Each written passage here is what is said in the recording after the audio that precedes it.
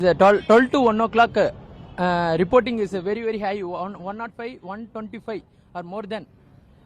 Somebody problem in some another opponent party we have, but DMK will definitely win. Evening 4 to 5 o'clock CM is coming. Is very, very difficultly win to DMK party. You are crying? No problem. No. I am not crying. So I saw all the chief You are ministers. still crying. No. He is not crying, sir.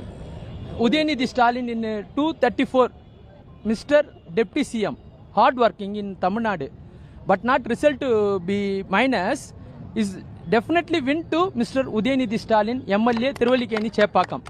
Hard work, அவருடைய உழைப்புன்றது வந்து தமிழ்நாட்டு ஜனங்களுக்கு ஒருத்தருக்கும் தெரியும். புரியுதுங்களா? இன்னைக்கு ஒரு புதுசாக யாரோ ஒருத்தர் வந்துட்டாரு, அவரை தூக்கி தலைமையில வச்சுக்கின்னு அண்ணன் அது மாதிரி